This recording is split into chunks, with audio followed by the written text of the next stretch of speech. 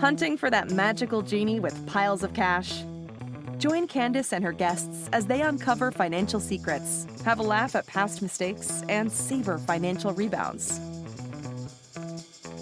Thank you for listening. Let's dive in and do something today that your future self will thank you for. Hello, everyone, and welcome to the Money Flow Genie Podcast. On this episode, I want to talk to you a little bit about what to do with monthly income that you're receiving and how can you quickly turn that around and reinvest that money. I was talking with a friend the other day about the value of an individual that owns a property that they may be selling as owner financing. And he said, well, it'll take a little while for the money that's coming in. If you're paying me on a monthly basis, I can't really reinvest that money. What can I do with that? And that's not necessarily true. And in fact, I told him, here's a scenario that a way that you're basically, as I talk often in this podcast, how are we able to use $1 twice, make it work for us, and then it compounds? Well, what does that mean? And how does that work if you have, let's say you have a rental property and you're getting this money coming in and you have excess after you pay your mortgage, or maybe you own it free and clear. What do you do with that money? Just let it slowly build up and then try to reinvest it.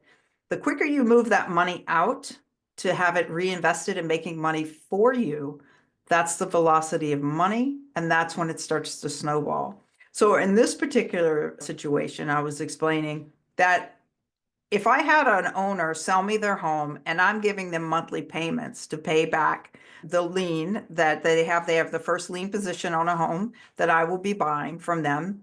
And then I'm paying them monthly, a significant amount of money for a 5-year period, let's say. So each month, let's use an example of $800 a month I'd be paying them for their property that they would be receiving.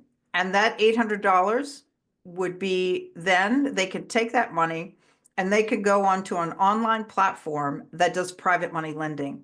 Because with $800, it's really hard to lend that back out. But there are platforms out there that are legitimate private money lending platforms, and you invest with them. It's like a fund, and they fund loans from people that apply for loans. And so who are these people that are applying for loans, and why is this legitimate? Well, what you're doing is that there are people that, let's say, they go to this platform and they can get a loan there for a little bit of a higher interest rate, and they want to buy a boat, or they want to consolidate credit, or they want to do home improvements. There's all sorts of reasons why people need money, invest in a business. This platform, you can apply. If you qualify, then you get the loan. But they need those loans to be funded. And that's where we come in. As a private money lender, we can go in with a smaller amount of money and put it into this fund and then receive an interest payment and principal back on short-term loans. And the reason why we'd be doing short-term loans in this particular case is the fact that, so when I say short-term, I'm talking like 3-year loans. So over that time, let's say my private money lender, which would be the buyer, the person selling the home, or a private money lender that they have lent me money to purchase a home, their payment, they can take it, that they're receiving principal and interest from me, and then take that immediately, roll it into one of these other platforms that they are the private money lender. So they've got that same $800 moving in 2 different places at the same time, both receiving interest on the same $800 from 2 different platforms. And in that particular case, that when I was talking to my friend, that particular investor could be receiving 24% interest on the same $800 and not having to lift a finger. That's passive income. That's the kind of money that you want to have coming into your bank account. And that money is taxed differently than money that you would be going out and working a job for. It's a different tax bracket. It's lower taxed. So more money is actually coming back to you. And if you compound that and do that repeatedly over and over again, that will create what's called the velocity of money and will snowball. And that is what I wanted to share with you on this podcast, is that people get really nervous, particularly if you're a homeowner and you're just tired of being a landlord. You're tired of the maintenance, or it's just requiring too much of you. How could you continue to receive cash flow till you can figure out what you want to do in the interim if you need to create another business or some other type of investment opportunity, but you need to educate yourself on what will that next investment be, selling that home for a short period of time, so an installment plan, to an investor like myself, and then taking those monthly payments and rolling them into a passive investment, a second passive investment. You'll be making quite a bit of money. And then my friend said, he goes, well, if I have this other platform, why would I want to lend money to you again? And I said, because that way you can roll the same amount of money, the same, as example, $800 in the two places again. So it's just rinse and repeat, rinse and repeat, rinse and repeat.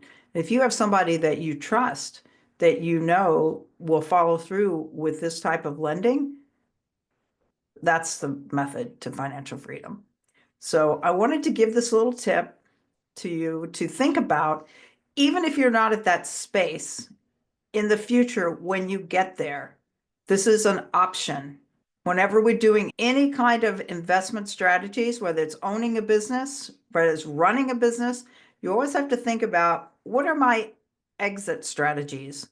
What will I do with the money before I sell this business? How am I going to exit this and make money, not be highly taxed and lose most of what I've just gained? So there's always an exit strategy, and there's always what's going to happen next before you leave an investment. That's really important to think about that. So this is just one way to do it. And I just hope that this helps to get your brain thinking differently when it comes to having an investment, if you've gotten to that point, or if you have an investment that you're not pleased with, what can I do with this instead of having it drain me emotionally and mentally, where I end up just like giving it away because I can't take the stress of it anymore. You don't have to do that. Take the time to work on the strategy. And if you don't know what strategy, go to other places where people are in similar situations and ask them how they've done it. Because it's amazing. Sometimes things are right in front of us and we don't even see it. So I hope this helps you, and do something today that your future self will thank you for. And remember, you really are truly your own genie in the bottle. So thank you so much for listening, and we'll see you on the next episode. The info in this podcast is straight from our personal experiences. You alone possess the power to manifest your desires. You are the genie in the bottle, awaiting your command. So ask smart questions. We're not licensed financial pros, so be sure to consult with a licensed professional, attorney, or tax consultant.